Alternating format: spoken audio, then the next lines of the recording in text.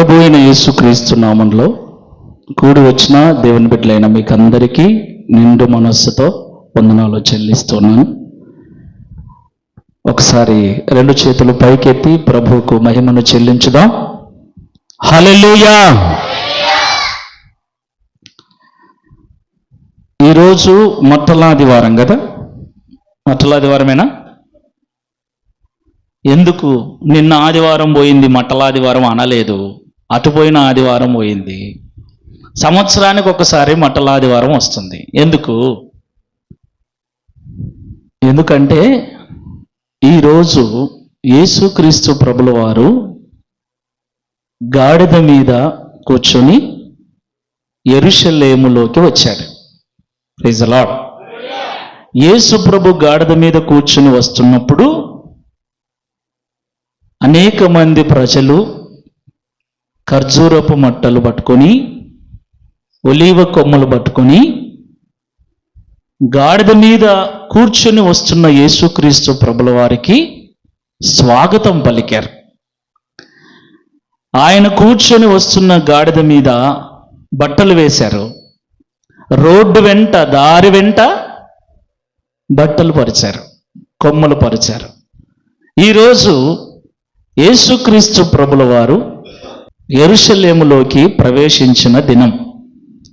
వారందరూ మట్టలు పట్టుకొని ప్రభువును ఆరాధించారు కాబట్టి కొన్ని సంఘాలు ఈరోజు మట్టలు పట్టుకొని చర్చి చుట్టూ తిరుగుతారు. మరికొన్ని సంఘాలు ఊర్లో కాలనీ అంతా కూడా తిరుగుతారు.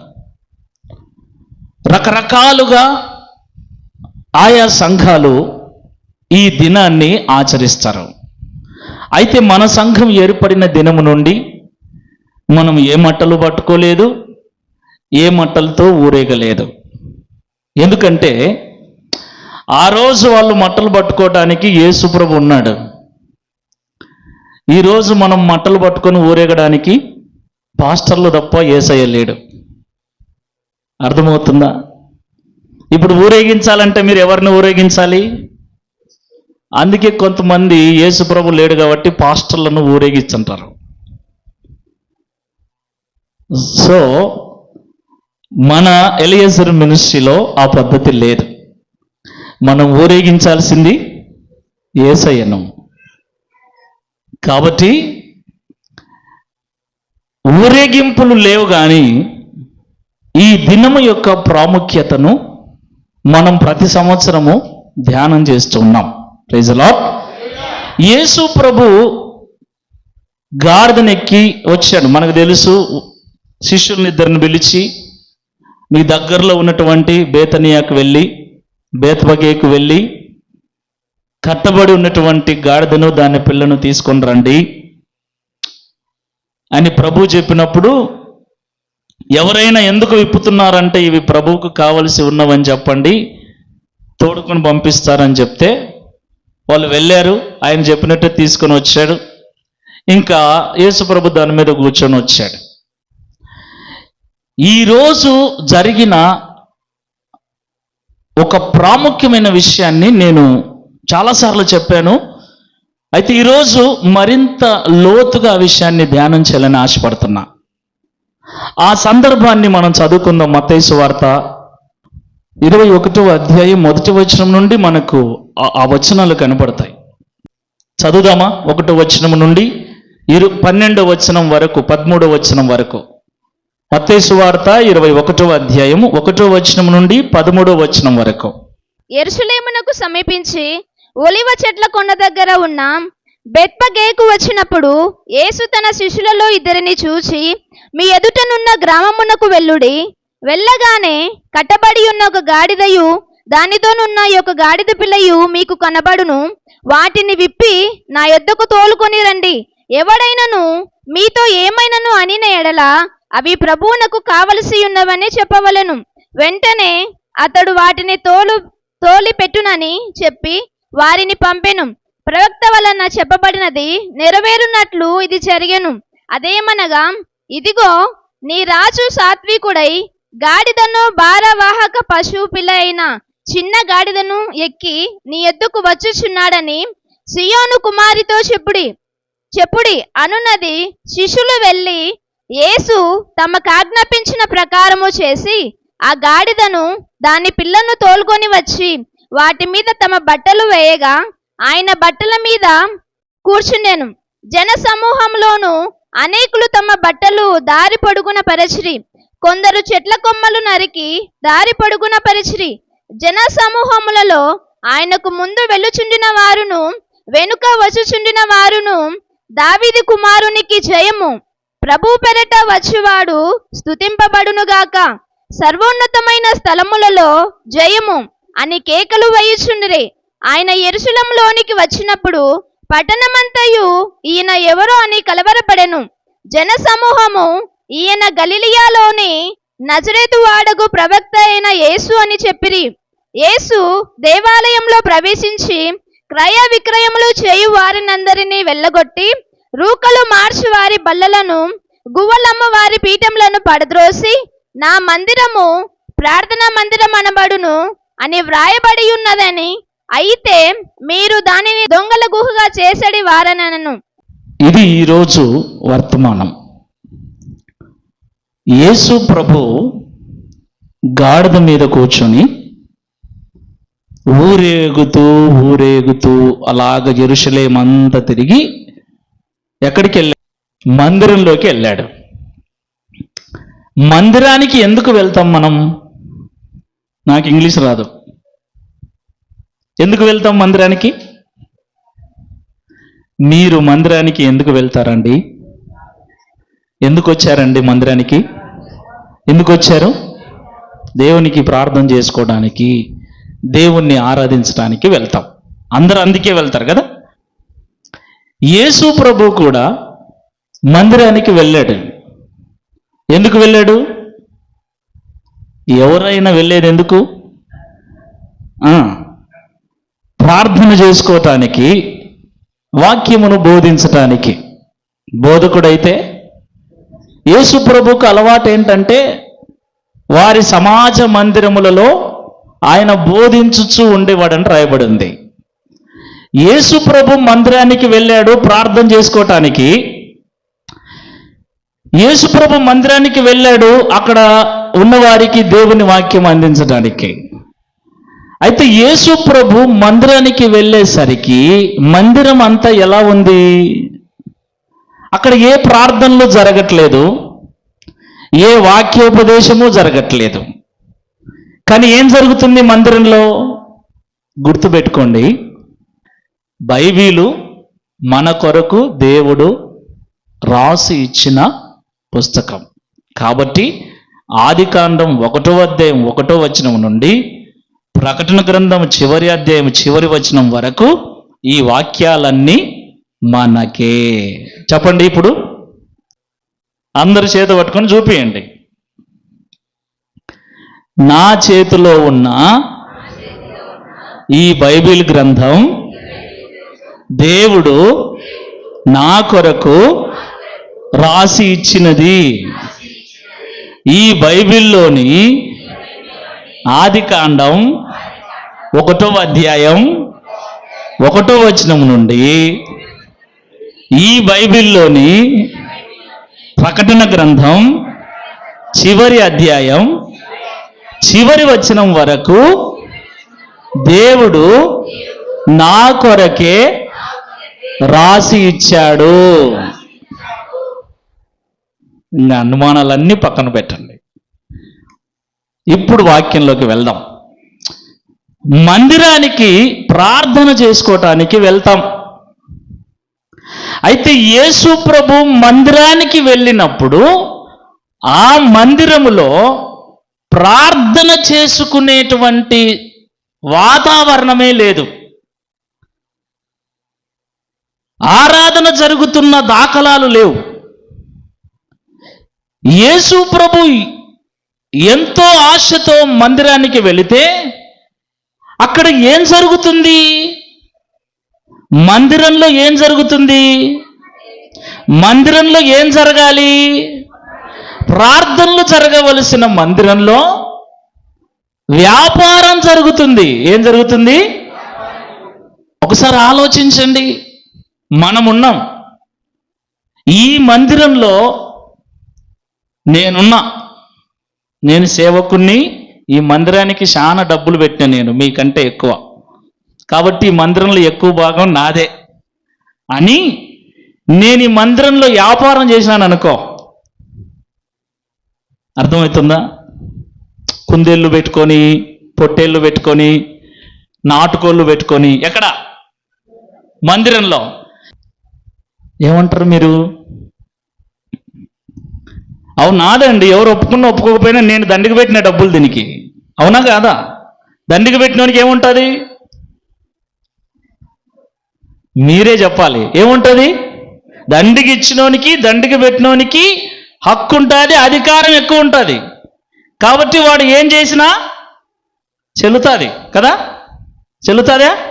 చెల్లుతుంది, చెల్లాల్సిందే. అలా అని దేవుని మందిరంలో, అసలు ఈ మందిరం కట్టింది ఎందుకు? ప్రార్థన చేసుకోవటానికి, ఆరాధన చేసుకోవటానికి ఈ మందిరం కట్టుకున్నాం. ఆడికి గోడ కట్టి అవతల నేను వ్యాపారం పెడితే మీకు ఎట్లుంటుంది? కోపం వస్తుందా? వస్తుంది. కోపం రావాలి కూడా, ఖచ్చితంగా రావాలి కోపం. ఎందుకంటే దేవుని మందిరములో, ప్రార్థనల కొరకు నిర్మించబడిన దేవుని మందిరంలో, దేవుణ్ణి ఆరాధించుట కొరకు ప్రజలు కూడుకునేటువంటి పరిశుద్ధ మందిరములో ప్రార్థనలకు బదులుగా, ఆరాధనకు బదులుగా లోక సంబంధమైన కార్యాలు ఏవి జరిగినా అది దేవుడు సహించడు. జరగకూడని విషయాలు అయితే ఇక్కడ జరుగుతున్నాయి. అవన్నీ ఎప్పుడైతే యేసు ప్రభు కంట పడ్డాదో, యేసు ప్రభుకి కోపం వచ్చింది. ఏమొచ్చింది? కోపం వస్తే ఏమవుతుంది? అమ్మ అంటది, రే నాకు కోపం వస్తుంది చూడరా అని. రే నా కోపం రేపొద్దురా అంటుంది. ఇప్పుడు పిల్లలు కూడా అంటున్నారు అమ్మలను నాన్నలను, ఏమని? డాడీ నాకు కోపం వస్తుంది చూడు డాడీ. మమ్మీ నాకు కోపం రేపొద్దు. రేపితే ఏమవుతుంది? కోపం వస్తే ఏమవుతుంది? కోపం వస్తే ఏదో ఒక నష్టం కలుగుతుంది అక్కడ. కోపం వస్తే ఏదో ఒక అల్లరి జరుగుతుంది. కోపం వస్తే ఏదో ఒక అసమాధానపు పరిస్థితి అక్కడ ఏర్పడుతుంది, గొడవ జరుగుతుంది. యేసు ప్రభువుకి కోపం వచ్చింది. ఎందుకు వచ్చింది? ప్రార్థన చేసుకోవలసిన స్థలములో వ్యాపారం చేస్తూ ఉన్నారు. క్రయ విక్రయాలు కొంటున్నారు. ఏ ప్లేసే దొరకలే వీళ్ళకు. ఏమండి? ఏ ప్లేసే దొరకలేదా? ఒక 10 సెంట్లు స్థలం ఎక్కడ దొరకలేదండి? 1 ఎకర పొలం ఎక్కడ దొరకలేదు? మందిరంలో ఇల్లు పెట్టుకున్నారు. మీకు విషయం తెలుసా? అసలు మందిరంలో వ్యాపారం చేస్తున్నది ఎవరు అంటే పాస్టర్లే. ఎందుకండి? మందిరం మీద హక్కు ఎవరికి ఉంటుంది? మీరు ఒప్పుకున్నా ఒప్పుకోకపోయినా పాస్టర్కే ఉండేది. నేనన్న డబ్బులు పెట్టిన కాబట్టి నేను అంటున్నా, కానీ డబ్బులు పెట్టనోడు కూడా మొత్తము విశ్వాసులే కట్టించిన మందిరాన్ని హవా ఎవరిది? అధికారం ఎవరిది? పాస్టర్దే. నోరెత్తకూడదు, బుద్ధి పుడతారా లేకుంటే పో. అంత ధైర్యంగా మందిరములో వ్యాపారం చేస్తున్న వారు ఎవర్రా అంటే యాజకులే. ప్రధాన యాజకుడు, శాస్త్రులు, పరిసయ్యులు. అందుకే వీళ్ళందరూ మనకు బైబిల్లో అక్కడక్కడ కనపడతారు. శాస్త్రులు, పరిసయ్యులు, సద్దూకయ్యులు, ప్రధాన యాజకుడు, యాజకులు, వీళ్ళందరూ అక్కడక్కడ కనపడతా ఉంటారు. అయితే వాళ్ళ పేరు ఎప్పుడు వచ్చినా యేసు ప్రభు వాళ్ళని ఏమంటాడు? మత్తయి సువార్త 23వ అధ్యాయం 23వ వచనం నుండి చదువుదాం. అయ్యో వేషధారులైన శాస్త్రులారా, పరిసయ్యులారా. తర్వాత వచనంలో అందులైన మార్గదర్శకులారా, మళ్ళా తర్వాత వచనంలో, అయ్యో వేషధారులైన శాస్త్రులారా, పరిసయ్యులారా. తర్వాత వచనం, గుడ్డి పరిసయ్యులారా. తర్వాత, అయ్యో వేషధారులైన శాస్త్రులారా, పరిసయ్యులారా. 16వ వచనం, అయ్యో అంధులైన మార్గదర్శకులారా. 17వ వచనం, అవివేకులారా, అంధులారా. ఎవరు వీళ్ళల్లా? వీళ్ళందరూ ఎవరు? శాస్త్రులు, పరిసయ్యులు. శాస్త్రము తెలిసిన వారు, ధర్మశాస్త్రము తెలిసిన వారు, ధర్మశాస్త్రాన్ని ఆయా కాలాలకు పరిచయం చేసిన వారు లేఖికులు అంటారు శాస్త్రుల్ని. రైటర్స్ అంటారంటే ఒక కాలం నుండి ఇంకొక కాలానికి. బైబిల్ ఇప్పుడు ఎప్పుడో అన్ని సంవత్సరాల ముందు రాసినటువంటి బైబిల్ మన చేతిలోకి రావటానికి కారణం ఏంటి అంటే, ఈ శాస్త్రులు, ఆయా కాలాలలో ఉన్న శాస్త్రులు ఈ యొక్క బైబిల్ను పురాతన ప్రతులన్నింటినీ తర్జుమా చేస్తూ చేస్తూ చేస్తూ చేస్తూ ఇక్కడికి తీసుకొచ్చారు. ధర్మశాస్త్రం తెలిసిన వారు శాస్త్రులు, ధర్మశాస్త్రాన్ని ట్రాన్స్లేషన్ చేసేవారు శాస్త్రులు, ధర్మశాస్త్రాన్ని ఒక కాలం నుండి ఇంకొక కాలానికి అందించిన వారు శాస్త్రులు. శాస్త్రులు, పరిసయ్యులు, యాజకులు, సద్దూకయులని 4 గుంపులు ఉన్నాయి బైబిల్లో. కొత్త నిబంధనలో మీకు బైబిల్ చదివే అలవాటు ఉంటే అక్కడక్కడ ఈ 4 గుంపుల ప్రజలు కనపడతారు.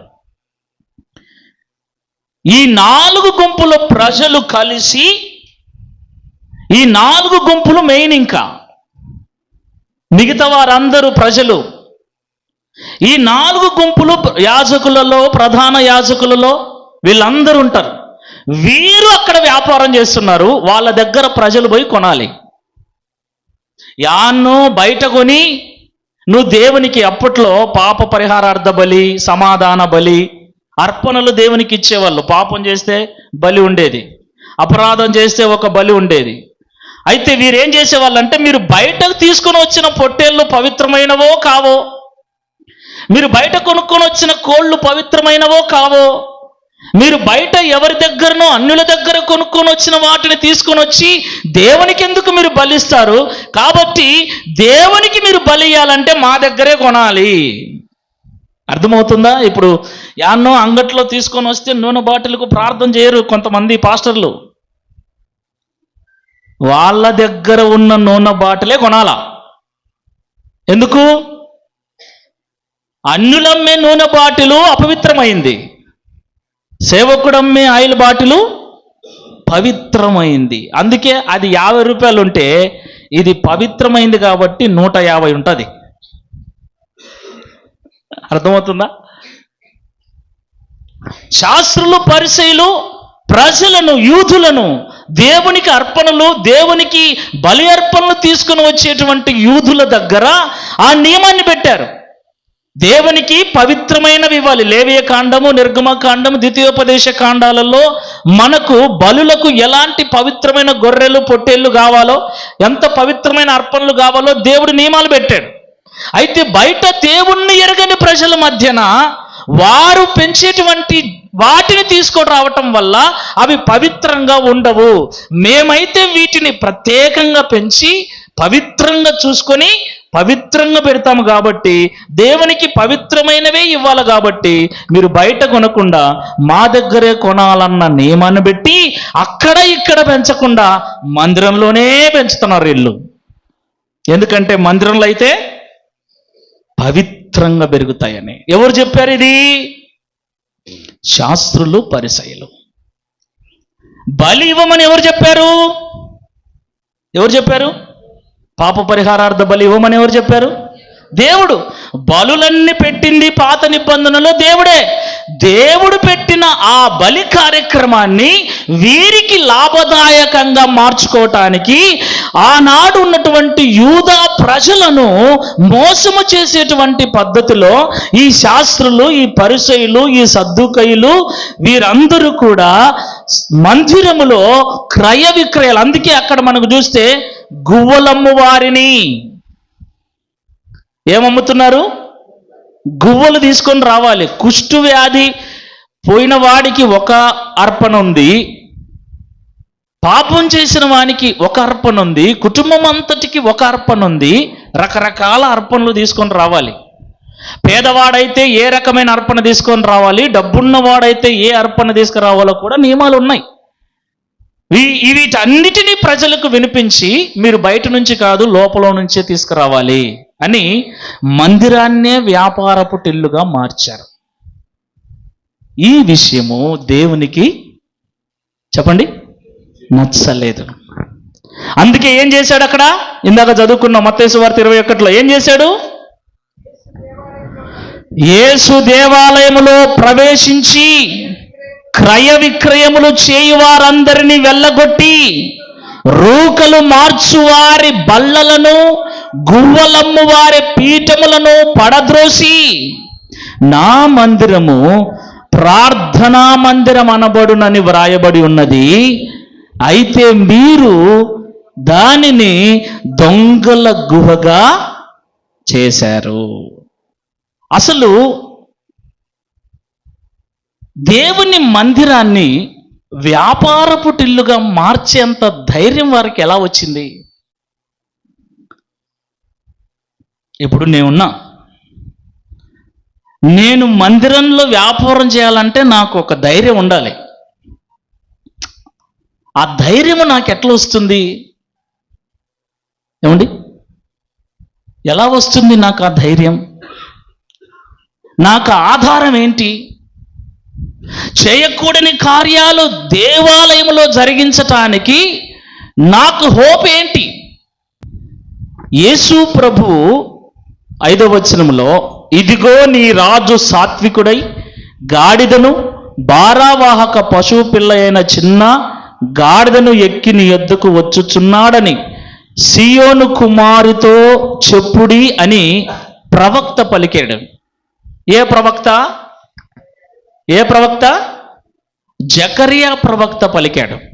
జకరియా గ్రంథములో 9వ అధ్యాయం 9వ వచనం, సియోను నివాసులారా బహుగా సంతోషించుడి, యెరూషలేము నివాసులారా ఉల్లాసముగా ఉండుడి. నీ రాజు నీతిపరుడును రక్షణ గలవాడును దీనుడై గాడిద పిల్లను ఎక్కి నీ యొద్దకు వచ్చుచున్నాడు. ఆనాడు జకరియా ప్రవక్త చెప్పిన ప్రవచనం ఈనాడు నెరవేరింది. నేను ఈరోజు మీకు కొంచెం చరిత్ర గుర్తు చేస్తా. బైబిల్లో మనకు పూర్తి చరిత్ర కనబడదు. ఎందుకంటే జరిగిందంతా రాయాలంటే యోహాను భక్తుడు ఏమన్నాడు? జరిగినదంతా రాయాలి అంటే ఆ పుస్తకాలు పేర్చడానికి భూలోకమే సరిపోదన్నాడు. బైబిల్ ఉందా? వచనం చదివారు ఎప్పుడన్నా? యోహాను సువార్త చదువు. యేసు చేసిన కార్యములు ఇంకనూ అనేకములు కలవు, వాటిలో ప్రతి దానిని వివరించి వ్రాసిన ఎడల వ్రాయబడిన గ్రంథములకు భూలోకమైనను చాలదని. చాలా ఉన్నాయి. అవన్నీ రాయాలంటే భూలోకమే సరిపోదంట పుస్తకాలకి. అందుకు కొన్నిటిని వాటిని కూడా సింప్లిఫైడ్ చేసి రాశారు మనకు అర్థం కావటానికి. ఇప్పుడు జకరియా పాత నిబంధనలో ఉన్నాడు. జరిగింది గాడిద మీద ఊరేగుతూ వచ్చింది. కొత్త నిబంధన పాత నిబంధన? పాత నిబంధనలో చెప్పబడిన ఈ ప్రవచనం క్రొత్త నిబంధనలో నెరవేరింది. ఈ ప్రవచనం చెప్పిన సమయానికి నెరవేరిన సమయానికి దాదాపు మధ్యన 500 సంవత్సరాలు ఉంది. ఇంకా క్లియర్గా చెప్పాలి అంటే పాత నిబంధనలో లాస్ట్ పుస్తకం ఏది? పాత నిబంధనలో లాస్ట్ మీరు చదవరు కాబట్టి దేబరి మొక్కలు వేసుకొని చూస్తున్నారు. లాస్ట్ ఏంది? మలాకి. మలాకి తర్వాత వచ్చే పేజీ కొత్త నిబంధన. మలాకి గ్రంథము నుండి క్రొత్త నిబంధన మత్తయి సువార్తకు మధ్యన 400 సంవత్సరాలు ఉంది. ఎన్ని సంవత్సరాలు? మలాకి ప్రవక్త తర్వాత యేసు ప్రభు పుట్టే సమయానికి మధ్యన 400 సంవత్సరాలు ఉంది. ఈ 400 సంవత్సరాలను చరిత్రకారులు చెప్పే మాట ఏంటంటే చీకటి యుగము లేదా సైలెంట్ పీరియడ్ అంటారు. ట్రైనింగ్ చేసిన వాళ్ళకైతే తెలుస్తుంది ఈ మాట. బైబిల్ ట్రైనింగ్లో చెప్తారు. చాలా పుస్తకాలు ఉన్నాయి. ఎందుకు చీకటి యుగము, ఎందుకు సైలెంట్ పీరియడ్ అంటారు అంటే, మలాకి తర్వాత, మలాకి ఎవరు? ప్రవక్త. మలాకి తర్వాత యేసుప్రభు పుట్టేంత వరకు ఈ 400 సంవత్సరాలలో ఈ దేవుడు ఎవ్వరితో మాట్లాడలేదు. అయ్యా జాగ్రత్తగా వినాలి. ఎందుకు సైలెంట్ పీరియడ్ అంటే, ఆది కాండము నుండి మలాకి వరకు మాట్లాడుతూనే వస్తున్నాడు, హెచ్చరిస్తూనే వస్తున్నాడు, గద్దిస్తూనే వస్తున్నాడు. అనేక మంది ప్రవక్తలను, మీరు పాత నిబంధనలో ఉన్న ప్రవక్తలను, ఆ చరిత్ర పుస్తకాలన్నిటినీ కూలంకషంగా మీరు చదివితే, నీట్గా మీరు అర్థం చేసుకుంటే బాగా మనకు తెలిసిన విషయాలు ఏంటంటే, ప్రవక్తలు 3 సందర్భాలలో ప్రవచించారు, 3 కాలాలలో ప్రవచించారు. బాగా అర్థం చేసుకోండి దేవుని మాటలు. అసలు ప్రవక్తలు ఎప్పటి నుంచి పుట్టారు? సమూయేలు దగ్గర నుండి ప్రవక్తలు పుట్టారు. అంతకుముందు అందుకే బైబిల్ చదవమనేది. సమూయేలుకు ముందు ప్రవక్తలు ఉన్నారా? లేరు. సమూయేలు దగ్గర నుండి ప్రవక్తలు వచ్చారు. ఆ సమూయేలు దగ్గర నుండి ప్రవచించిన ప్రవక్తలందరినీ మీరు లెక్కేసుకుంటే వారందరూ ఏ ఏ కాలాల్లో ప్రవచించారు అంటే 3 కాలాలలో ప్రవచించారు. 3 రకాలుగా, 3 భాగాలుగా ప్రవక్తలందరినీ విభజించారు. ఎందుకు 3 భాగాలుగా విభజించారు అంటే జాగ్రత్తగా వినండి. మనకు ప్రవక్తలందరి గ్రంథాలు చదివితే కొంతమంది హెచ్చరించారు, కొంతమంది ధైర్యపరిచారు, కొంతమంది రాబో కాలమును గురించి, రాకడిని గురించి ప్రవచించారు. చాలా కన్ఫ్యూజన్గా ఉంటుంది. ఈ కన్ఫ్యూజన్ పోవాలి అంటే ఏ ప్రవక్త ఏ విషయాల గురించి ప్రవచించడనే విషయాన్ని నోట్ చేసుకుంటూ చదివితే చక్కగా మీకు అర్థమవుతుంది. ఈ విషయాలు అర్థం చేసుకోవడానికి బైబిల్ కాలేజీలు ఉండేది. ఉపదేశకులు వారినే అంటారు. బైబిల్ టీచర్స్ని ఏమంటారంటే, బైబిల్ స్కాలర్స్ని ఏమంటారంటే ఉపదేశకులు. ఉపదేశకులు, ప్రవక్తలు, అపోస్తలులు, కాపరులు, సువార్తికులను ఎవరు నియమించారు? దేవుడు నియమించాడు. ఎందుకు? సంఘక్షేమాభివృద్ధి కొరకు. వాక్యము అర్థం కావాలి అంటే పూర్తిగా నేను కాపరిగా నేను చెప్తే అర్థం కాదు, ఎందుకంటే నాకు అంతగా తెలియదు కాబట్టి. మరి నేను ఎవరి దగ్గరికి వెళ్ళాలి? ఉపదేశకుల దగ్గరికి వెళ్ళాలి, స్కాలర్స్ దగ్గరికి వెళ్ళాలి. చరిత్ర గ్రంథాలను చదివినటువంటి వారి దగ్గరికి వెళితే అర్థమవుతుంది.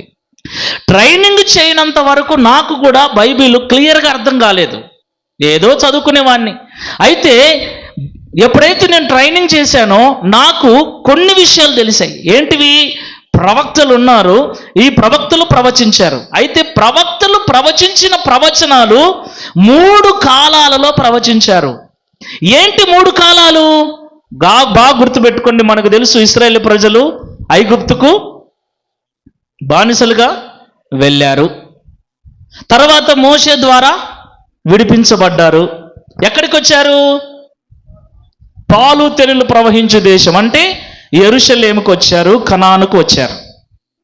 కనానుకు వచ్చిన తర్వాత కూడా ఏమి జరిగింది? అనేక మంది ప్రవక్తల ద్వారా హెచ్చరించబడ్డారు.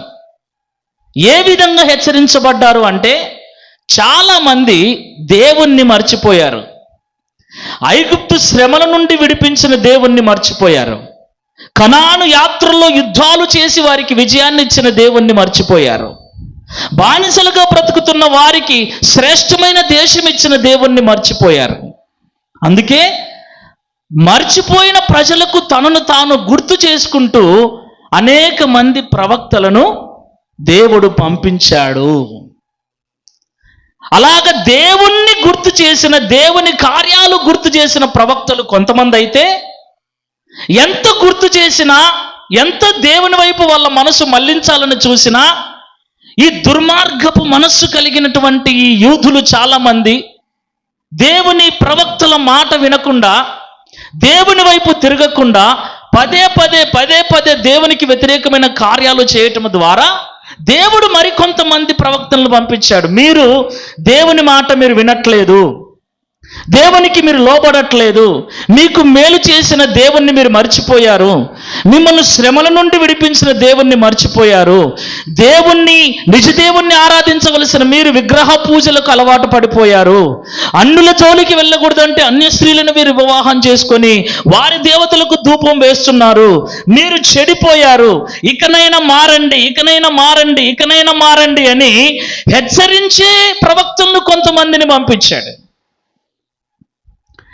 ఏమండి, కుమారుడు దారి తప్పుతూ ఉంటే తల్లి ఏం చేస్తుంది? తండ్రి ఏం చేస్తాడు? ఒరే, నువ్వు దారి తప్పుతున్నావు, ఇది మంచి పద్ధతి కాదు, నువ్వు మాకు తలవంపులు తెచ్చే పని చేస్తున్నావు, అమ్మాయి నువ్వు ఇలా చేయకూడదు, జాగ్రత్తగా ఉండు, పద్ధతిగా ఉండు అని హెచ్చరిస్తూ ఉంటాం. అవునా కాదా? దేవుడు కూడా అంతే. తన ప్రజలు తప్పుడు దారిలో వెళ్తున్నప్పుడు, తప్పు చేస్తూ ఉన్నప్పుడు వారిని దారిలోకి మళ్లించటానికి వారిని హెచ్చరిస్తూ ఉంటాడు. మాటకు వినకపోతే ఏం చేస్తుంది తల్లి? చెప్పండి. ఒక దెబ్బ వేస్తుంది, నయానో భయానో అన్ని మార్చుకోవడానికి ప్రయత్నం చేస్తుంది. అయితే ఎంత చెప్పినా వాడు వినలేదనుకో, ఎంత చెప్పినా అమ్మాయి వినట్లేదనుకో, ఏం చేస్తుంది తల్లి? ఏం చేస్తారమ్మా? ఎంత చెప్పినా వినకపోతే ఏం చేస్తారయ్యా మీరు? చెప్పాలి, మీకు అర్థం కావడానికి చెప్తున్నా. ఎందుకు మందిరం అంతా భ్రష్టు పట్టింది? ఎందుకు యాజకులు, పరిసయ్యులు, ధర్మశాస్త్రము తెలిసిన సేవకులే ఎందుకు మందిరంలో వ్యాపారం చేస్తున్నారు అనడానికి నేను మీకు చెప్తున్న చరిత్ర ఇది. ఎన్నిసార్లు చెప్పినా మాట వినకపోతే ఏం చేస్తాం మనం? ఏం చేస్తామమ్మా? నీ ఇష్టంనైనా, నేను చెప్పిన కాడికి చెప్పినా, బంగపోయిన కాడికి బంగపోయినా, ఎంత బ్రతిమలాడుకోవాలంత బ్రతిమలాడినా నువ్వు ఎంత చెప్పినా వినట్లేదు, ఇంకా నీ ఇష్టమని చెయ్యి వదిలేస్తుంది. అలాగ దేవుడు రెండోసారి చెయ్యి వదిలేసినప్పుడే ఇశ్రాయేలు ప్రజలు మరలా బబులోనుకు బానిసలుగా 70 సంవత్సరాలు వెళ్ళవలసి వచ్చింది. ఆ బబులోను సామ్రాజ్యంలో ఉన్నప్పుడే మరికొంతమంది, అంటే చెరసాలకు ముందు కొంతమంది, చెరసాల 70 సంవత్సరాల చెరసాలలో ఉన్నప్పుడు కొంతమంది, చెరసాల అయిపోయిన తర్వాత కొంతమంది, ఈ 3 కాలాలలో మనకు, అంటే 70 సంవత్సరాల చెరకు ముందు కొంతమంది ప్రవక్తలు ప్రవచించారు, 70 సంవత్సరాలు చెరసాలలో ఉన్నప్పుడు కొంతమంది ప్రవక్తలు ప్రవచించారు, 70 సంవత్సరాల బానిసత్వం అయిపోయిన తర్వాత మరి కొంతమంది ప్రవచించారు. ఆ కొంతమందిలో ఈ మలాకి, జకరియా ఉన్నారు. కొంతమంది చెరసాల 70 సంవత్సరాలు అయిపోయిన తర్వాత పడగొట్టబడిన దేవాలయాన్ని మరలా తిరిగి కట్టించమని కోరేషు రాజు ఆజ్ఞాపించినప్పుడు ఎజ్రా, నెహెమ్యా, జెరుబ్బాబెలు కనపడతారు బైబిల్లో. ఎజ్రా ఉన్నాడా? నెహెమ్యా ఉందా? ఇవెల్లా చదివేటప్పుడు మనం గుర్తు చేసుకోవాలా, ఆ బైబిల్ చదివేటప్పుడు వీళ్ళు మాట్లాడుతున్న మాటలు ఏంటివి, వీరితో దేవుడు దేని గురించి మాట్లాడాడు? ఇది హెచ్చరికనా, లేకపోతే మారు మనసు పొందమనా, లేకపోతే బలపరిచే తర్వాత రాబోయే కాలంలో ఏం జరుగుతుందనా? దేని గురించి మాట్లాడారో మీరు అర్థం చేసుకుంటూ చదివితే బైబిల్ ఈజీగా అర్థమైపోతుంది. అర్థమవుతుందా? సో చెప్పంగా ఎంత చెప్పినా వినలేదు. వాళ్ళు వినకపోవటానికి కారణం ఏంటో తెలుసా? ప్రవక్తలు ఒకవైపు చెప్తున్నారు, కానీ ప్రజలు వినకుండా ఉన్నారు. కారణం ఏంటో తెలుసా? పాలకులు కారణం, వారిని పరిపాలించిన రాజులు కారణం. రాజు ఏం చెప్తే చెప్పండి, రాజు ఏం చెప్తే అది చేయాలి, రాజు ఏం చేస్తే అది చేస్తాం మనం. ఒకవైపు ప్రవక్తలు, దేవుని సేవకులు అలాగ నడుచుకోవద్దు, రాజుల్ని హెచ్చరిస్తున్నారు, ప్రజల్ని హెచ్చరిస్తున్నారు. కానీ ప్రజలు ప్రవక్తల మాటలు పట్టించుకోకుండా రాజుల అడుగుజాడల్లో నడుస్తూ దేవునికి విరోధమైన పాపాలు చేస్తున్నాడు. కొంతమంది సేవకులను కొట్టారు. అందుకే మనకు కొత్త నిబంధనలో పౌలు భక్తుడు వివరిస్తాడు, విశ్వాస వీరుల పత్రికను వివరిస్తాడు. 11వ అధ్యాయంలో, హెబ్రీ పత్రిక 11వ అధ్యాయంలో విశ్వాసుల వీరుల పట్టిక ఉంటుంది. ఆ విశ్వాస వీరులలో పాత నిబంధనలో ఉన్న ప్రవక్తలందరూ కనపడతారు. చాలామంది జకరియా కనపడతాడు, ఇర్మియా కనపడతాడు, మోషే కనపడతాడు. రంపాలతో కోయబడ్డారు. ఇప్పుడు చదువుతా మేలే, చదవండి చూద్దాం 34 నుండి. అగ్ని బలమును చల్లార్చిరి, ఖడ్గదారులను తప్పించుకొనిరి, బలహీనులుగా ఉండి బలపరచబడిరి, యుద్ధములలో పరాక్రమశాలులైరి, అన్యుల సేనలను పారద్రోలిరి, స్త్రీలు మృతులైన తమ వారిని పునరుద్ధానము వలన మరలా పొందిరి, కొందరైతే మరి శ్రేష్టమైన పునరుద్ధారము పొందగోరి విడుదల పొందనొల్లక యాతన పెట్టబడిరి, మరికొందరు తిరస్కారములను, కొరడా దెబ్బలను, మరి బంధకములను, ఖైదును అనుభవించిరి, రాళ్లతో కొట్టబడిరి, రంపములతో కోయబడిరి, శోధించబడిరి, ఖడ్గముతో చంపబడిరి, గొర్రె చర్మములను మేక చర్మములను వేసుకొని దరిద్రులై ఉండి శ్రమపడి హింస పొందుచు అడవులలోను కొండల మీదను గుహలలోను సొరంగములలోను తిరుగులాడుచు సంచరించిరి. అట్టి వారికి ఈ లోకము యోగ్యమైనది కాదు. వీరందరూ ఎవరు? ప్రవక్తలు. పాత నిబంధనలో హింసింపబడిన ప్రవక్తలు. పౌలు గారు కొత్త నిబంధనలో హింసింపబడిన ప్రవక్త. అపోస్తులు కొత్త నిబంధనలో హింసింపబడిన వారు. జకరియా ప్రవక్తను రంపాలతో కోశారు. ఇర్మియా ప్రవక్తను రాళ్లతో కొట్టారు. ఎవరో తెలుసా? యూదులే. మీరు దేవుణ్ణి విడిచిపెట్టారు, దేవుని వైపు తిరగండి, లేదంటే మీకు శాపం వస్తుంది, అక్కడి నుంచి శత్రువులు వచ్చారు, బానిసగా వెళ్ళిపోతారంటే రాళ్లతో కొట్టారు. ప్రభువా వాళ్ళు నన్ను రాళ్లతో కొడుతున్నారంటే, వాళ్ళు రాళ్లతో కొట్టినా నువ్వు చెప్పాల్సిందే అంటాడు ప్రభు. ముందుకు వెళితే నువ్వు, వెనక వెళితే గొయ్యి. అలా చెప్పినందుకు చెరసాలలో వేశారు. చాలా రకాల హింసలు పడ్డారు. అలాగ చెబుతూ ఉన్నాడు, వినలేదు, బానిసలుగా వెళ్ళారు. ఆ 70 సంవత్సరాలు అయిపోయిన తర్వాత మరలా యెరూషలేముకు వచ్చారు. తిరిగి మందిరాన్ని కట్టుకున్నారు. తిరిగి మందిరాన్ని కట్టుకొని మరలా మనిషి బుద్ధి ఏంటి అంటే, కష్టాలు ఉన్నప్పుడు ప్రభువా అంటాడు, అన్ని బాగున్నప్పుడు. నిజంగా చాలా మంది ఉన్నారు ఇలాగా. బాగా శ్రమలు వచ్చినప్పుడు ఏడుస్తారు. సమృద్ధి కలిగి ఇంకా నాకేం కొదవలేదు అనుకున్నప్పుడు కండ్లు నెత్తికెక్కి ఏం చేస్తాడో కూడా తెలియదు. ఇశ్రాయేలు ప్రజల చరిత్ర అంతా మనం చూస్తే అట్లే ఉంటుంది. ఆల్రెడీ 400 సంవత్సరాలు మ్రగ్గిపోయారు. ఆ శ్రమలకు తట్టుకోలేక మొరపెడితే మోషేని పంపించి విడిపించారు. పాలుతిళ్ళు ప్రవహించి దేశానికి వచ్చినాక అమ్మయ్యా దేవుడు విడిపించి మంచి దేశాన్ని ఇచ్చాడని అప్పుడున్న కృతజ్ఞతగా ఉంటాడా? భయంకరంగా దేవునికి విరోధంగా పాపం చేస్తే ఆడికి హెచ్చరిస్తున్నాడు, వద్దు, ఇది తప్పు, మేలు చేసిన దేవుణ్ణి మర్చిపోకూడదు.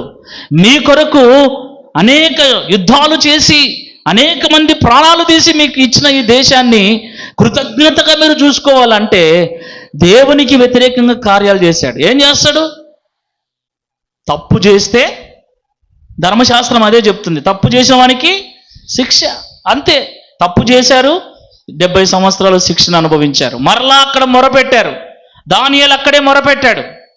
ఎస్తేరు అక్కడే మొరపెట్టింది. ఈ ఎస్తేరు, దానియేలు వీళ్ళందరూ చెరసాల లోపల ప్రవక్తలు. ఆ దేవాలయం చుట్టూ గోడ మరలా నిలిపిరి అని రాయబడి ఉంటుంది. రెండవసారి మందిరాన్ని కట్టించే గుంపు ఈ ఎజ్రా, నెహెమ్యా, జెరుబ్బాబెలు వీళ్ళంతా. బానిసత్వంలో 70 సంవత్సరాలు ఉన్నప్పుడు ఈ దానియేలు, ఎస్తేరు వీళ్ళందరూ. ఏదేమైనా 70 సంవత్సరాలు పూర్తయింది. వచ్చారు, మందిరం కట్టుకున్నారు. మరలా ఇదే జీవితం. ఇంకా దేవునికి చెప్పి చెప్పి చెప్పి చెప్పి చెప్పి చెప్పి చెప్పి ఏమైంది? యాసిరికి వచ్చి చెప్పడం మానేశాడు. ఎన్ని సంవత్సరాలు? దాదాపుగా 400 సంవత్సరాలు మాట్లాడటం మానేశారంటే ఏ ప్రవక్తను కూడా పంపలేదు. ఇంకా ఈ 400 సంవత్సరాల కాలంలో చూడండి, దేవుడు హెచ్చరించేటప్పుడే మాటినలే. అవునా కాదా? అర్థమవుతుందా? దేవుడు సేవకులను పంపించి బుద్ధి మార్చుకోండిరా అన్నప్పుడే మారలే ఇల్లు. ఇంకా దేవుడు ఏ సేవకుడు లేడు చెప్పేతోడు. బాగా గమనించండి దేవుని మాటలు. దేవుడు మాట్లాడటంలే, సేవకులు లేరు. ఇంకా ఎట్లుంటుంది ప్రజల పరిస్థితి? అర్థమవుతుందా? దేవుడు యాజకులను నియమించాడండి, ప్రధాన యాజకులను నియమించాడు. ఎక్కడ? లేవి కాండంలోనే, నిర్గమకాండంలోనే వాళ్ళందరూ వస్తారు. ఆ వ్యవస్థ అనేది ఉంది సంఘంలో. యాజకుడు, ప్రధాన యాజకులు, వాళ్ళ పరిచర్య, ఈ దేవుని మందిరానికి వచ్చే ప్రజలు ఏ ఏ అర్పణలు తీసుకురావాలి, ఇదంతా నియమం ధర్మశాస్త్రంలో ఉంది. దాన్ని అమలుపరచడానికి శాస్త్రులు, పరిచయులు ఉన్నారు. ఆ వ్యవస్థ ఉంది. ఆ వ్యవస్థను తప్పుద్రోవ పట్టించటానికి ఏం జరిగింది? ఈ ప్రజలను పరిపాలించే రాజులు కారకులయ్యారు.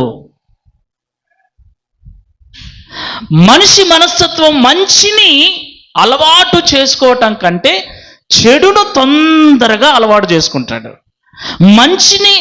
మంచికి ఆకర్షించబడటం కంటే చెడుకు బాగా ఆకర్షించబడతాడు. మంచి నేర్చుకోరా అంటే చెడు నేర్చుకుంటాడు. మంచివాడు అనిపించుకోవాలంటే ఏండ్లు పడుతుంది, చెడ్డోడు అనిపించుకోవాలంటే. ఇది మనిషి తత్వం. దేవుడు చెప్పాడు చెప్పాడు చెప్పాడు చెప్పాడు చెప్పాడు చెప్పాడు వినట్లే. అందుకు మాట్లాడటం మానేశాడు. అయ్యో, దేవుడు మాట్లాడుతూ ఉండనే, వారం వారం మమ్మల్ని హెచ్చరిస్తూ ఉండనే, సేవకుని ద్వారా మాట్లాడుతూ ఉండనే, ప్రవక్తలను పంపించి మాట్లాడుతూ ఉండనే, ఏ ప్రవక్త రాలేదే, ఏ దేవుడు ఏ దర్శనాలు కలగట్లేదే, మలాకి చెప్పిన దర్శనం, మలాకి ప్రవచించిన ప్రవచనం, జకర్యా ప్రవచించిన ప్రవచనం తప్పితే తర్వాత ప్రవచించే ప్రవక్తలే లేరు, హెచ్చరించే ప్రవక్తలు లేరు, గద్దించే ప్రవక్తలు లేరు, బుద్ధి చెప్పే ప్రవక్తలు లేరే అని బాధపడటం మానేసి, దేవునికి మొరపెట్టడం మానేసి, అమ్మయ్యా ఇంకా మనకు వీళ్ళది ఒక పోడు. ఎవరిది? ఈ సరిగ్గా తిన్నియరు, సరిగ్గా కట్టకనియరు, సరిగ్గా సెల్ ఫోన్ సరిగ్గా పట్టుకనియరు. వీళ్ళది ఒక పోడు. సెల్ ఫోన్ పట్టకాకరంటారు, సినిమాలు చూడగాకరంటారు, తల్లిదండ్రుల మాట వినాలంటారు, రాత్రి ఎక్కువసేపు మేలుకోకూడదు అంటారు. వీళ్ళది ఒక పోడైంది. ఎవరిది చెప్పండి? పర్లేదు, చరిత్ర చెప్తున్నాను నేను. వీళ్ళది ఒక పోడైంది. ఏ బాధ లేదురా మనకు, ఏమైనా చేయొచ్చు. సేవకుడు ఉంటే ఏమంటాడు తెలుసా? నువ్వు మందిరంలో తప్పు చేస్తే, నువ్వు మందిరానికి వస్తా తప్పు చేస్తే, సేవకుని గుండె మండి సేవకుడు నిన్ను హెచ్చరిస్తాడు. ముల్లాజే లేదు, అది సేవకుడే లేకుంటే నువ్వు మందిరంలోనే ఎంచక్కా వ్యభిచారం చేయొచ్చు. భాగాలు పంచుకొని టైమింగ్లు మార్చుకొని, నేను ఈ గంటకు పోతా, నువ్వు ఆ గంటకు రా, నేను పగలు పోతా, నువ్వు రాత్రి రా. భాగాలు చేసుకొని వ్యాపారం చేయొచ్చు, భాగాలు చేసుకొని వ్యభిచారం చేయొచ్చు, మందిరంలో ఏమైనా చేయొచ్చు. ఎందుకంటే మాట్లాడటానికి దేవుడు లేడు, హెచ్చరించడానికి సేవకుడు లేడు. అదే జరిగింది ఆ 400 సంవత్సరాలు. దానికి తోడు వారిని పరిపాలించిన గ్రీకులు, మాదీయులు, పర్షియులు, రోమనులు.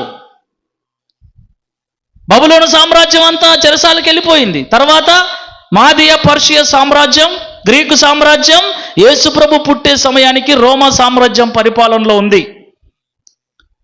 ఈ 4 సామ్రాజ్యాలన్నీ విగ్రహారాధనతో నిండిన సామ్రాజ్యాలు. వారి నాయకులు, వారు పరిపాలించే పాలకులందరూ సూర్య దేవతలను, ఆకాశ దేవతను, నీటి దేవతను, ప్రకృతిని ఆరాధించే రాజులు పరిపాలించారు. ఈ గ్రీకులు అంతే. మీరు గ్రీకు దేవతలందరినీ చూడండి, ఒకసారి యూట్యూబ్లో కొట్టి చూడండి, గ్రీకు దేవతలన్నీ కొట్టి చూడండి. ఆల్రెడీ వీళ్ళు ఐగుప్తులు నేర్చుకొని వచ్చారు. ఏది? బొమ్మలను ఆరాధించటం. అందుకే మోషే అరణ్యములో ఆ కొండ మీదకి వెళ్ళినప్పుడు కింద ఏం చేసుకున్నారు? ఆల్రెడీ మీరు ఐగుప్తు దేవతలన్నీ కొట్టి చూడండి, వాళ్ళవంతా ముసలి ముఖం, తోడేలు ముఖం, పాము ముఖం, వాళ్ళ దేవతలందరూ ఐగుప్తు దేవతలన్నీ అవే. గ్రీకు దేవతలు కొట్టి చూడండి, రోమా దేవతలు కొట్టి చూడండి, మేదియ పర్షియన్స్ దేవతలను కొట్టి చూడండి. వాళ్ళందరి దేవతలు లోక ప్రకృతిలో ఉన్న ఆకారాలే. ఆకాశంలో, భూమి మీద, భూమి క్రింద నీళ్లలో ఉన్న జీవుల ఆకారాలను దేవుడిగా చూసుకొని వారు ఆరాధించేవారు. అలాంటి వారు పరిపాలిస్తున్నారు. వారి పరిపాలనలో యూదులు ఉన్నారు కాబట్టి ఈ యూదులు కూడా వారి ఆరాధనలకు అలవాటు పడిపోయారు. హెచ్చరించే వాళ్ళు ఉన్నప్పుడు నచ్చగా ఫీల్ అయ్యారు. మానేశారు. ఇక ఈ ఈ శాస్త్రులు, పరిసయ్యులు, ఈ సద్దుకైలు వీళ్ళందరూ కూడా ఏం చేశారంటే, దేవుడు మమ్మల్ని నియమించాడు, మమ్మల్ని దేవుడు ఏర్పాటు చేశాడు కాబట్టి నీకందరికీ హెడ్ మేమే అని వాళ్ళ కొరకు ఒక సభను ఏర్పాటు చేసుకున్నారు. దానిని కొత్త నిబంధన రోమా సామ్రాజ్య కాలంలో సన్హెద్రిన్ సభ అంటారు. సన్హెద్రిన్ సభలో 70 మంది ఉంటారు. ఈ సన్హెద్రిన్ సభకు ముఖ్యుడు ఎవడంటే ప్రధాన యాజకుడు. ఈ సన్హెద్రిన్ సభలో ఎవరుంటారంటే యాజకులు, శాస్త్రులు, పరిసయ్యులు, బాగా డబ్బున్న వాళ్ళు ఉంటారు. అందుకే యేసు ప్రభును పట్టుకొని పిలాతు దగ్గరికి ముందు తీసుకుపోయారా, మహాసభ ఎదుటకు ముందు తీసుకెళ్లారా? యేసు ప్రభును మహాసభ ఎదుటకు తీసుకుపోయారు. వాస్తవంగా యేసు ప్రభును విచారించాల్సింది పిలాతు. అయితే పిలాతు కంటే ముందు అన్న కయపలు విచారించారు. అవునా కాదా? ఎవరు ఈ అన్న కయపలు? అప్పటికి ప్రధాన యాజకుడి కయప. ఆ కయపకున్నటువంటి మామనే అన్న, మామ అల్లుళ్ళు. ఎందుకు వీళ్ళు విచారించారు అంటే, వీళ్ళు అప్పుడు సన్హెద్రిన్ సభలో హెడ్. ఈ సన్హెద్రిన్ సభ ప్రభుత్వానికి లోబడి ఉంటుంది, రోమా సామ్రాజ్య గవర్నర్కు లోబడి ఉంటుంది. అయితే ఈ అల్లర్లు చేయాలన్నా, గొడవలు సృష్టించాలన్నా, నచ్చని వానికి శిక్ష పడేలా చేయాలన్నా, నచ్చిన వాన్ని శిక్ష నుండి తప్పించాలి అన్న అధికారాలన్నీ ఈ సన్హెద్రిన్ సభలో ఉంటాయి. ఈ యాజకులకు, ఈ యొక్క ప్రధాన యాజకునికి వీళ్ళకు ఉంటాయి. అందుకే యేసు ప్రభును పట్టించినప్పుడు పిలాతు ఏమన్నాడు? ఈయనలో నాకు ఏ దోషము కనపడలేదు. అంటే అర్థం ఏంటి? నేను ఈయనను శిక్ష కనపడకపోతే, తప్పు చేయకపోతే ఏం చేయాలి? విడిచిపెట్టాలి. అయితే అక్కడ ఉన్న వీళ్ళు శాస్త్రులు, పరిసయ్యులు ఏమన్నారు? నువ్వు విడిచిపెట్టడానికి వీలు లేదు. అదేంటి? ఇతడు ఏ తప్పు చేయలేదు కదా. అలాగ విడిచిపెడతాడనే కొంతమంది దుర్మార్గులను పోగేసుకొని యేసు ప్రభు మీద నేరారోపణ చేసి శిక్ష పడేలా చేశారు. అది ఈ సన్హెద్రిన్ సభ యొక్క కెపాసిటీ. ఆ సభకు వ్యతిరేకంగా వారు చెప్పిందే శాసనం. ఈ సభలో ఉండేదంతా ధనవంతులు. ఈ సభకు హెడ్ ప్రధాన యాజకుడు. ప్రధాన యాజకుని తర్వాతనే ఈ శాస్త్రులు, పరిసయ్యులు, వీళ్ళందరూ. వీళ్ళు చెప్పిందే సంఘములో శాసనం. ఎందుకంటే అప్పుడు పరిశుద్ధ గ్రంథములో ధర్మశాస్త్రము వారి చేతుల్లో ఉంది. ధర్మశాస్త్రము వారికే తెలుసు. వారు చెప్పిందే, వారి కాడనే కొన్ని పుస్తకాలు ఉండేవి. ఇప్పుడు ప్రతి ఒక్కరి చేతిలో బైబిల్ ఉంది. ఆమేన్. ప్రతి ఒక్కరి చేతిలో ధర్మశాస్త్రం ఉంది. కాబట్టి నేను చెప్పిందే శాసనమని నేను చెప్పటానికి వీలు లేదు. ఒకవేళ అలా చెప్పినా నిజంగా నేను చెప్పింది బైబిల్లో ఉందా లేదా, ధర్మశాస్త్రంలో ఉందా లేదా చూసుకొని పాటించే ఆ అవకాశాన్ని దేవుడు అందరికీ ఇచ్చాడు. అందరికీ ఇచ్చినా కూడా మనము చదవనీకి బరువు, బైబిల్లో ఏముందో తెలుసుకోవడానికి బరువు. అది విషయం. ఇలాగ చెడిపోయిన ఆ సమాజము ఒక పక్క బైబిల్ పట్టుకొని ధర్మశాస్త్రాన్ని బోధిస్తున్న శాస్త్రులు, పరిసయ్యులు అందరూ చెడిపోయి మందిరాన్ని చెడగొడితే యేసుక్రీస్తు ప్రభుల వారు వచ్చి గాడిద మీద ఊరేగుతూ వచ్చి ఆ మందిరాన్నంతటినీ శుద్ధీకరించాడు. హల్లెలూయా, హల్లెలూయా, హల్లెలూయా, హల్లెలూయా. ఏం చేశాడు ఈరోజు? ఆ రకంగా అపవిత్రమైనటువంటి ఆ మందిరాన్ని, సమాజాన్ని శుద్ధీకరించి క్రైస్తవ్యాన్ని లోకంలోకి తీసుకొని వచ్చాడు. అప్పటి వరకు యూదుల సమాజముగా ఉన్నటువంటి ఆ సమాజాన్ని, యూదులు ఎవరు? దేవుని ప్రజలు, దేవుడు ఏర్పరచుకున్న ప్రజలు, దేవుడు ఎన్నుకున్న ప్రజలు, ప్రత్యేకించబడిన ప్రజలు. అయితే ఎన్నుకున్న ప్రజలు, ప్రత్యేకించబడిన ప్రజలు ఏమైపోయారు? ఇప్పుడు ఆచార సాంప్రదాయ భక్తిలో మునిగిపోయి ఆ మతంలోకి, ఆత్మీయతలోకి, సంఘములోకి రాజకీయాలను తీసుకొని వచ్చారు. ఏమొచ్చాయి? సంఘము వేరు, రాజకీయాలు వేరండి, గుర్తుపెట్టుకోండి. విశ్వాసి జీవితం వేరు, లోక సంబంధమైనటువంటి వ్యక్తి జీవితం వేరు. మనము ఎప్పుడు కూడా ఈ రాజకీయ వ్యవస్థ, సంఘ వ్యవస్థ రెండు కలవవు. లోక సంబంధమైన రాజకీయ మనస్తత్వాలు కలిగిన వ్యక్తులు సంఘములో ఉంటే, ఆనాడు యూదా మతములో ఈ శాస్త్రులు పరిసయ్యులు వీరందరూ నిర్గమకాండములో లేవి కాండములో దేవునికి భయపడి బ్రతికారు. వాళ్ళందరూ యాజకులు ఖచ్చితమైన జీవితాన్ని జీవించారు. అలాంటి జీవితాన్ని జీవిస్తున్న వారు పాలకులతో కలిసి, నాయకులతో కలిసి, అధికారులతో కలిసి, అప్పుడు పరిపాలిస్తున్న ప్రభుత్వముతో కలిసి ధనాపేక్ష కలిగిన వారై వారి రాజకీయాలను, ఎవరి రాజకీయాలను, పాలకుల రాజకీయాలను సంఘంలోకి తీసుకొని వచ్చారు. ఎప్పుడైతే సంఘంలోకి రాజకీయాలు వచ్చాయో సంఘము చెడిపోయింది. అందుకే చెడిపోయినటువంటి ఆ సంఘములో నుండి పునరుద్ధరించబడిన క్రైస్తవ సంఘాన్ని యేసుక్రీస్తు ప్రభుల వారి మరణము ద్వారా ఆయన ఏర్పాటు చేశాడు. Praise the Lord. ఎవరు ఈ క్రైస్తవులు? యూదులలో నుండి 12 మంది శిష్యులు ఎవరు? యూదులే. యూదులలో ఉన్నటువంటి వారినే ప్రత్యేకపరిచి క్రైస్తవులుగా మార్చాడు. ఇప్పుడు మనం ఎవరమి? క్రైస్తవులం. అంటే క్రైస్తవులంటే ఎవరు? రాజకీయ వ్యవస్థ లేని సంఘం, లోక సంబంధమైన ఆచార అలవాట్లు సాంప్రదాయాలు లేనటువంటి సంఘమే క్రైస్తవులు. అయితే ప్రస్తుతం ఎలా ఉందంటే, ఈ క్రైస్తవుల్యములో కూడా ఆనాటి శాస్త్రులు, పరిసయ్యులు, ధర్మశాస్త్రోపదేశకులు, సద్దూకయులు లాంటి మనస్తత్వాలు కలిగిన వారు నేటి అంత్యకాలపు ఈ సంఘంలో కూడా చొరబడి ఈ సంఘాన్ని కూడా భ్రష్టు పట్టిస్తూ ఉన్నారు. ఇప్పుడు వ్యాపారాలు చేస్తున్నారు, ఇప్పుడు లోక సంబంధమైన ఆచారాలు సాంప్రదాయాలు పాటిస్తున్నారు. ఆనాడు క్రీస్తు రాక మునుపు ఎలాగైతే ఆ యూదా మతం అంతా చెడిపోయిందో క్రైస్తవ మతం అంతా చెడిపోయింది. చెడగొడుతున్నారు. ఎవర్రా అంటే అప్పుడు యాజకులు మాత్రమే, ప్రజలు ఏం చేయలేకపోయారు. ఇప్పుడు సేవకులకు తోడు విశ్వాసంలో ఉన్న సంఘంలో ఉన్న కొందరు పెద్దలు కలిసి, అర్థమైందా? ఇప్పుడు సేవకులు పెద్దలు ఒకటైనారు. ఎవరెవరు?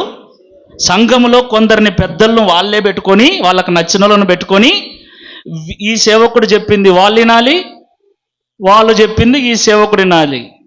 అందరూ దొంగలు కలిసి, చెప్పండి, సంఘాన్ని అలాగ తయారు చేస్తున్నారు. దేవుడు నిజాయితీ కలిగిన సేవకుల ద్వారా ఆనాడు రాళ్లతో కొట్టబడినా, రంపాలతో కోయబడినా, హింసింపబడినా దేవుని వాక్యాన్ని ఉన్నది ఉన్నట్లుగా చెప్పిన ప్రవక్తల్లాగా ఈనాడు కూడా ఎలాంటి లాభాపేక్ష, దుర్లభాపేక్ష లేకుండా సమస్తాన్ని దేవుని కొరకు త్యజించి సంఘ క్షేమమే లక్ష్యంగా బ్రతుకుతూ ఉన్నది ఉన్నట్లుగా వాక్యాన్ని బోధిస్తున్నటువంటి సేవకులను దేవుడు అక్కడక్కడ నిలబెట్టి చెబుతుంటే ఆనాడు ప్రజలకు ఎలాగ నచ్చలేదో ఈనాడు కూడా అలాంటి సేవకులంటే విశ్వాసులకు, సంఘానికి నచ్చటం లేదు.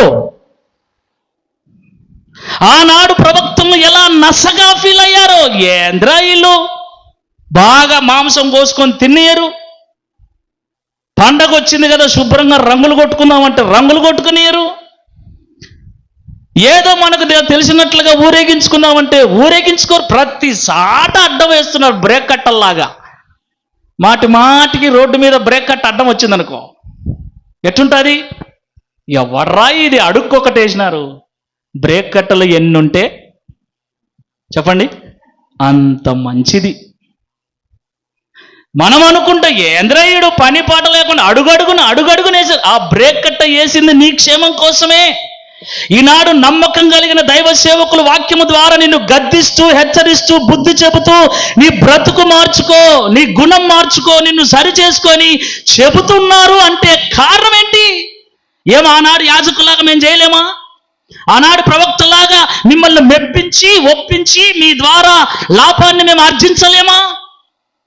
వారిలాగా మేము దుర్మార్గపు కార్యాలు చేయలేమా? ఎందుకు మీతో అనిపించుకుంటాం? ఎందుకు మీతో మేము బాధలు పడతాం, మాటలు పడతాం?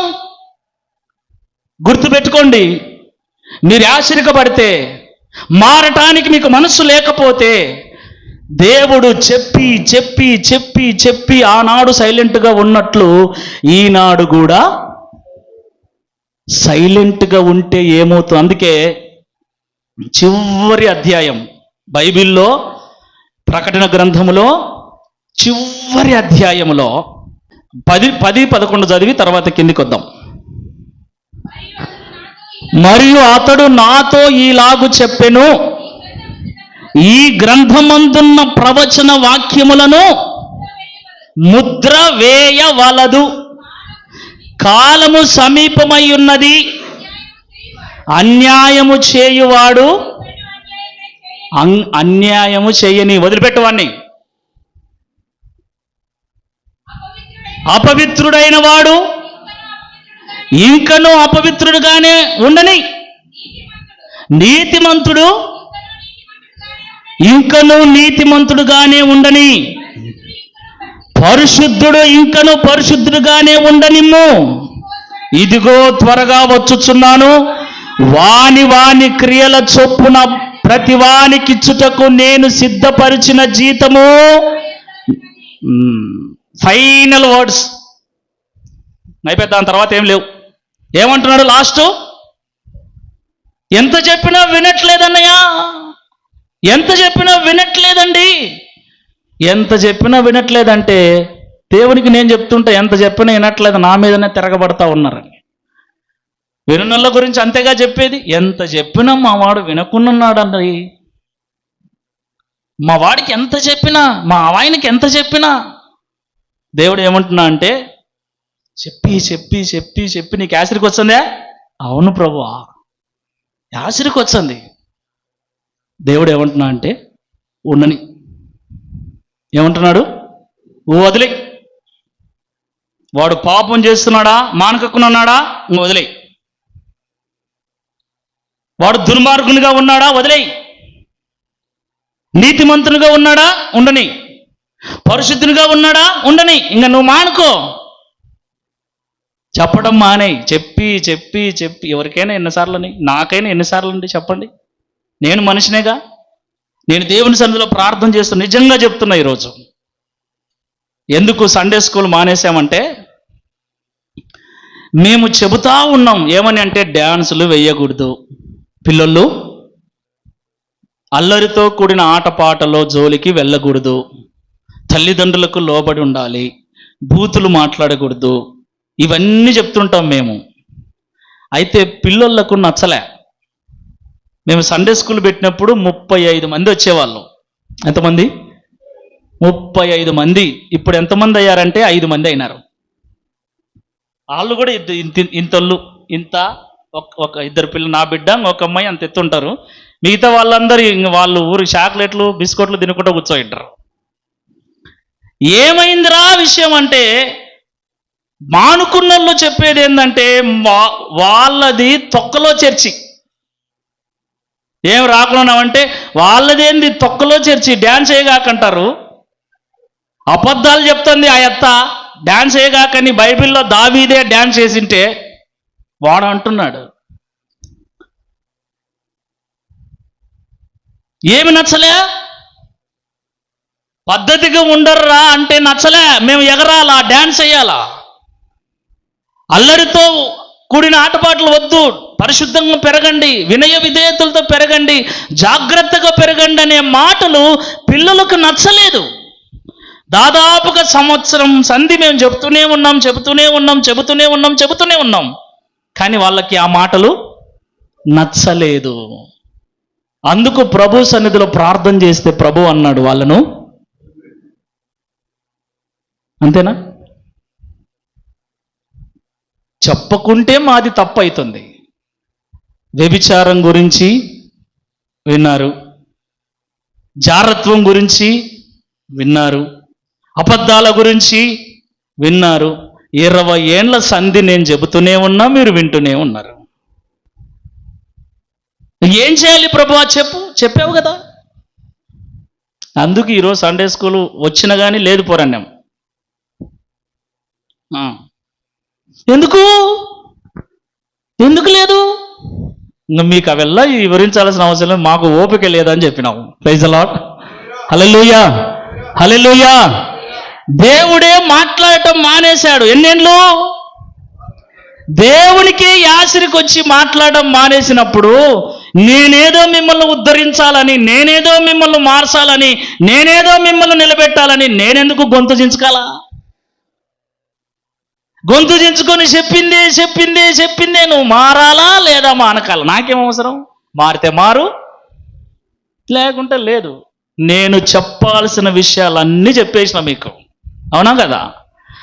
మారుతారా, మార్చుకుంటారా, మార్చుకోరా అనేది మీ ఇష్టం. నేను రాబోతున్నాను, వాని క్రియలకు తగిన జీతము నా దగ్గర రెడీగా ఉంది. ఇది ఫైనల్ వర్డ్. ఏండ్ల తరబడి ముసలోళ్ళు అయినారు మీరు. వాక్యాలు విని విని నా ఒక్కంతోనేనా? టీవీలో పెట్టుకొని పెద్ద పెద్ద సేవకుల ప్రసంగాలు వింటారు, సెల్లులో పెట్టుకొని పెద్ద పెద్ద ప్రసంగాలు వింటారు. కాబట్టి మీకు వాక్యము బాగా తెలుసు. నేనేం చెప్పాలా? మీరు ఎట్లా బతకాలనుకుంటున్నారో నేను ఈరోజు చెప్తున్నా మీకందరికీ. మీ ఇష్టం. వాక్యము మీకు తెలుసు కాబట్టి వాక్యానుసారంగా బ్రతుకుతారా? మీ ఇష్టం. వాక్యము తెలిసినా కూడా మీ ఇష్టానికి బ్రతుకుతారా? అది కూడా మీ ఇష్టం. మీ ఇష్టానికి. ఇప్పుడు పిలాతు ఏం చేశాడు? చెప్పండి గట్టిగా. ఏంటి గడుక్కున్నాడు? పిలాతు ఎందుకు చేతులు కడుక్కున్నాడు?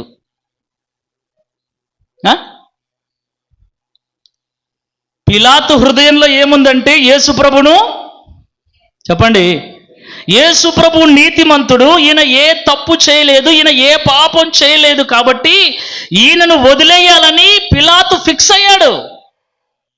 ఫిక్స్ అయ్యి వాళ్ళతో అంటున్నాడు, ఏమయ్యా, నేను ఈయనను రాత్రి విచారించాను, రకరకాలుగా మీరు అడిగినట్లు నేను ప్రశ్నలు అడిగాను, కానీ ఈయనలో ఏ దోషము నాకు కనబడలేదయ్యా అన్నాడు. అంటే అర్థం ఏంటి? యేసుప్రభును శిక్షించటం పిలాతుకి ఇష్టం లేదు. కానీ వాళ్ళు అంటున్నారు మూర్ఖంగా, వాడు మాకు నచ్చలే. ఎందుకంటే ప్రతి దాంట్లో మాకు అడ్డం పడుతున్నాడు. ప్రతి దాంట్లో కానుకల కాడ అడ్డం పడుతున్నాడు, భోజనాల కాడ అడ్డం పడుతున్నాడు. ప్రతి చోట ఇందాక మనం చదువుకున్న 23వ అధ్యాయం మత్తయి సువార్తలో దశమ భాగాల కాడ అడ్డం పడుతున్నాడు. అవన్నీ చదవండి. నేను ఊరికే హెడ్లైన్ మాత్రమే చదివించాను మీకు. వాళ్ళు ఏం చేశారంట? సున్నము కొట్టిన శాస్త్రులు, సున్నము కొట్టిన సమాధుల్లాగా ఉన్నారంట. చెప్పేది ఒకటి, చేసేది ఒకటి, లోపల ఒకటి, బయటకు ఒకటి. ఇవన్నీ ఒరే మీరు ఇట్లున్నారని యేసుప్రభు చెప్తుంటే యేసుప్రభు మీద ఇళ్లకు చెప్పండి కోపం. అందుకే యేసుప్రభు ఒక మాట చెప్తాడు చూడండి, 7వ అధ్యాయం 6వ వచనం, పరిశుద్ధమైనది కుక్కలకు పెట్టకుడి, నీ ముత్యములను పందుల ఎదుట వేయకుడి, వేసిన ఎడల అవి ఒకవేళ వాటిని కాళ్ళతో త్రొక్కి నీ మీద పడి నిమ్మును చీల్చివేయును. యేసు ప్రభు ఎందుకు చెప్తున్నాడు ఈ మాట? పందుల గురించి, కుక్కల గురించి చెప్పాల్సిన అవసరం ఏమొచ్చింది? ఏమండి? ఎన్నో వాక్యాలు ఉండగా, ఎన్నో జంతువులు ఉండగా పందుల గురించి, కుక్కల గురించి చెప్తున్నాడు. ఎందుకు చెప్తున్నాడు? ఎంతమంది చూశారు పందులను? చేయొద్దండి. Very good. కుక్కలను? పంది బుద్ధి తెలుసా మీకు? చెప్పండి. ఎప్పుడు బురదలోనే ఉంటుంది, మురికి కాలువలలోనే ఉంటుంది కదా. పొరపాటున తెచ్చి కడిగినా మరలా ఇది పంది బుద్ధి. కుక్క బుద్ధి ఏంటండి? బాగా తింటుంది, చూడండి, బాగా ఆకలి కొన్న కుక్క చూడండి, ఎట్లా తింటుంది తెలియదు, తినేసి కడుపు నిండా తినేసి మళ్ళీ ఏం చేస్తుందంటే కక్కి మళ్ళీ తింటుంది. అబ్బా, ఇదే మాట పేతురు భక్తుడు అంటాడు. ఏమని? కుక్క తన వాంతికి మరలా తిరిగినట్లు కడగబడిన పంది మరలా బురదలో పొర్లినట్టు కొంతమంది విశ్వాసులు ఉంటారు అని రాయబడింది. ఇది మనకు తెలిసిన పంది బుద్ధి, కుక్క బుద్ధి. అయితే ఇక్కడ యేసుప్రభు చెబుతున్న బుద్ధి అది కాదు. ఏంటది? పరిశుద్ధమైనది కుక్కలకు పెట్టొద్దు, ముత్యములను, అది బుద్ధి. కానీ ఇదేందో తెలుసా? ముత్యము విలువైందే కాదా? విలువైందే కాదా? ముత్యము పందుల దగ్గర వేస్తే ఏం చేస్తుంది? పంది ఏం చేస్తుంది? ఏం చేస్తుందండి? అంతే. ఇది విలువైనది అని దానిని తొక్కకుండా పోదు. కుక్క దగ్గర నువ్వు ఏదేసినా అట్లే తింటుంది అది, శుచి శుభ్రత లేకుండా. ఏమండి? గలీసు బుద్ధులు అంటే విలువ తెలియని బుద్ధి, విలువ తెలియని మనస్తత్వం. దేవుని వాక్యం ఎంతో విలువైంది. నమ్మకమైన దేవుని సేవకులు ఎంతో విలువైన వారు. యెషయా గ్రంథం చెప్తుంది, దేవుని సువార్తను ప్రకటించు వారి పాదములు ఎంతో. సేవకుని విలువ తెలిసిన వాడు, వాక్యము విలువ తెలిసిన వాడు, దేవుని విలువ తెలిసిన వాడు నిజమైన విశ్వాసి. వారి మాటలు, వారి పద్ధతులు, వారి విధానాలే దైవ భయం కలిగి ఉంటాయి. ఇక సేవకుని విలువ సేవకులు చాలా మందిని చెప్పాను. శాస్త్రులు, పరిసయ్యులు లాంటి వాళ్ళు ఉన్నారు, ఇర్మియా, జకర్యా లాంటి వాళ్ళు ఉన్నారు. అది ఎవరు ఏంటో తెలుసుకోవాల్సింది మీరే. మీ ముందు నిలబడిన నేను శాస్త్రి, పరిసయ్యులు లాంటి ఉన్నా, లేకపోతే ఇర్మియా జకర్యా లాంటి ఉన్నా, తెలుసుకోవాల్సింది కూడా మీరే. ఒకవేళ నేను శాస్త్రంలో పరిసయ్యులు లాంటి వాడిని అయితే అది వేరే విషయం. లేదు, దేవుని సంఘం కొరకు, దేవుని వాక్యం కొరకు నిలబడిన వాడును అయితే మాత్రం మీరు నన్ను ఎలా చూసుకుంటున్నారు, నా విషయంలో మీ హృదయంలో కోట కట్టుకుంటున్నారా, కొండ కట్టుకుంటున్నారా, లేకపోతే బండేసి పడగొడుతున్నారో మీ ఇష్టం. కానీ దేవుడు ఏమంటున్నాడంటే వాక్యము విలువైంది. విలువైన వాటి విలువ తెలియని వాళ్ళకి ఇస్తే, పందుల దగ్గర ముత్యాలు వేస్తే దాని విలువ తెలియదు కాబట్టి ఎలా తొక్కి పడేస్తాయో, తొక్కి పడేమేడేమో కాకుండా ఏం చేస్తాయంట? మీద పడతాయంట. ఎవరి మీద? ఇప్పుడు చాలామంది సేవకులు వాక్యం చెప్పనీకి ఊర్ల మీద పోతా ఉన్నారు. ఏం చేస్తున్నారు? సేవకుల్ని ఏం చేస్తున్నారు? కొడుతున్నారు. బయట ఉన్నోళ్ళు కొడుతున్నారు. కొన్ని సంఘాలలో విశ్వాసులే సేవకుని కొడుతున్నారు. యూదుల లెక్క రాళ్లతో కొట్టినారు యూదులు. ఎవరిని? ఇర్మియాను చెరసాలలో వేశారు. ఎవరు వేసింది? యూదులే. మంచి చెప్పిన ప్రవక్తలందరినీ, అందుకే యేసు ప్రభు కూడా యెరూషలేమా యెరూషలేమా ప్రవక్తలను రాళ్లతో కొట్టుచూ చంపుదానా అంటాడు. మంచి చెబితే ఎవరికి? వదిలేయాలంతే. రాజ్యాంగం హక్కు ఏంది? దేవుడే చెప్తున్నాడు, పందుల దగ్గర ముత్యాలు పోయి కాకండి దేవుడే చెప్తుంటే బైబిలే వద్దంటే మాకు రాజ్యాంగం ఇచ్చింది హక్కు. బైబిల్లో దేవుడే ఏమంటున్నాడు? పంది స్వభావము, కుక్క స్వభావం కలిగిన మనుష్యులు లోకంలో ఉన్నారు. వారికి నువ్వు ఎంత వాక్యం చెప్పినా దేవుని విలువ తెలియదు, వాక్యం విలువ తెలియదు, సేవకుల విలువ తెలియదు. పాత నిబంధనలో సేవకుడు వస్తున్నాడంటే రాజులు సైతం గడగడ వణికిపోయేవాళ్ళు. చదవండి మీరు చరిత్ర.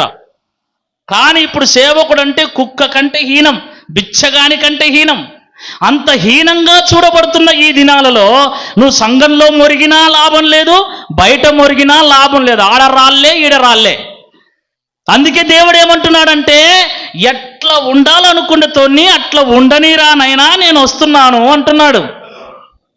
అర్థమవుతుందా? మళ్ళా నేను కాదు ఈ మాటలు చెప్తుంది, దేవుడే చెప్తున్నాడు. ఫైనల్గా వదిలేయి, వాళ్ళ విఘ్నతకు వారిని వదిలేయి. జీతము నా దగ్గర ఉంది, నేను ఇస్తా. అందుకే పౌలు గారు తిమోతితో అంటాడు, దైవ భక్తి విషయంలో నిన్ను నీవే, నీకు నీవే అంతే. నా భక్తి నాదే, నీ భక్తి నీదే. నా పరిశుద్ధత నాదే, నీ పరిశుద్ధత నీదే. నా విధేయత నాదే, నీ విధేయత నీదే. నా విశ్వాసము నాదే, నీ విశ్వాసము నీదే. నేను వాక్యమును బట్టి నడుచుకోవాలని తీర్మానం చేసుకున్నా. నువ్వు వాక్యాన్ని బట్టి నడుచుకుంటావా లేదా అని నువ్వు తీర్మానం చేసుకో. దేవుడి మాటలు దీవించును గాక.